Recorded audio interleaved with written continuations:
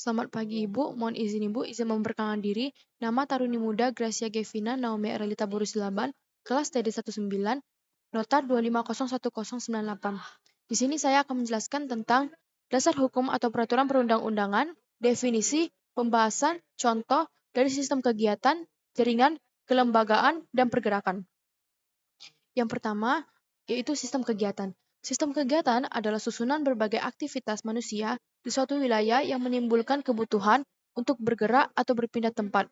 Aktivitas ini seperti bekerja, sekolah, belanja, dan lain-lainnya. Dasar hukum atau peraturannya terdapat di Undang-Undang Nomor 26 Tahun 2007 tentang penataan ruang. Yang kedua, Undang-Undang Nomor 22 Tahun 2009 tentang lalu lintas dan angkutan jalan. Sistem kegiatan ini menjadi dasar munculnya pergerakan jika suatu daerah memiliki banyak kegiatan seperti perkantoran, sekolah, pasar, atau pusat perbelanjaan, maka akan banyak orang yang datang dan pergi ke tempat tersebut.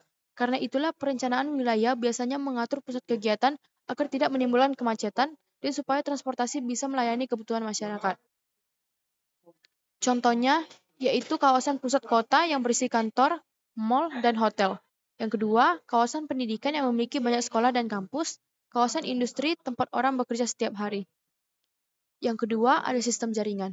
Sistem jaringan adalah kumpulan jalur atau prasarana transportasi yang saling terhubung dan digunakan untuk memindahkan orang atau barang ke satu tempat ke tempat lainnya. Dasar hukumnya yaitu Undang-Undang Nomor 38 Tahun 2004 tentang jalan, Undang-Undang Nomor 23 Tahun 2007 tentang perkeretaapian. Peraturan ini mengatur pembangunan, fungsi dan pengelolaan jaringan transportasi seperti jalan raya dan rel kereta. Sistem jaringan berfungsi sebagai penghubung antar tempat kegiatan. Tanpa jaringan transportasi yang baik, orang akan sulit berpindah dari tempat rumah ke tempat kerja, sekolah, atau lainnya. Contohnya yaitu jalan tol yang menghubungkan antar kota, jalan kereta yang antar provinsi, terminal bus, atau pelabuhan yang menjadi titik pertemuan jaringan transportasi. Lalu yang ketiga ada sistem pergerakan. Sistem pergerakan ini adalah pola atau proses berpindahnya orang dan barang dari suatu tempat ke tempat lainnya melalui jaringan transportasi. Dasar hukumnya yaitu Undang-Undang Nomor 22 Tahun 2009 tentang lalu lintas dan angkutan jalan. Undang-undang ini mengatur bagaimana kendaraan bergerak di jalan, termasuk aturan lalu lintas, keselamatan, dan pengelolaan angkutan.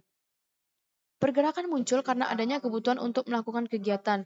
Misalnya, orang pergi dari rumah ke kantor, mahasiswa atau mahasiswi yang pergi ke kampus, atau siswa pergi yang ke sekolah. Sistem pergerakan mempelajari berapa banyak orang bergerak dari mana ke mana dan menggunakan transportasi apa. Contohnya, pergerakan pekerja dari rumah menuju kantor setiap hari, pengiriman barang dari gudang, toko menggunakan truk, perjalanan mahasiswa dari kos ke kampus. Lalu yang keempat ada sistem kelembagaan. Sistem kelembagaan ini adalah pihak atau lembaga yang bertanggung jawab dalam mengatur, mengelola, dan mengawasi sistem transportasi. Dasar hukumnya yaitu Undang-Undang Nomor 22 Tahun 2009 tentang lalu lintas dan angkutan jalan.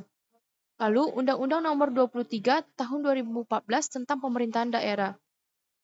Peraturan ini menentukan siapa yang berwenang mengelola transportasi, baik pemerintah pusat ataupun pemerintah daerah.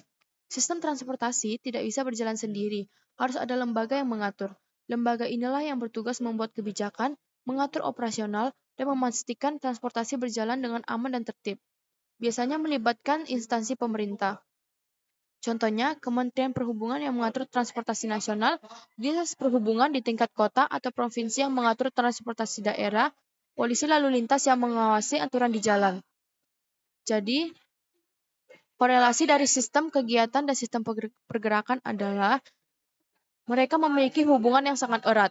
Kegiatan manusia menjadi penyebab munculnya pergerakan, sedangkan pergerakan adalah cara untuk mencapai kegiatan tersebut. Artinya, ketika suatu wilayah memiliki banyak kegiatan, maka pergerakan orang dan barang juga akan meningkat. Sebaliknya, jika kegiatan di suatu wilayah sedikit, maka pergerakan juga cenderung lebih kecil.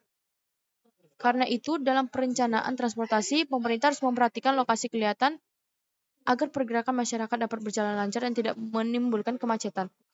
Adapun contoh korelasinya seperti kawasan perkantoran.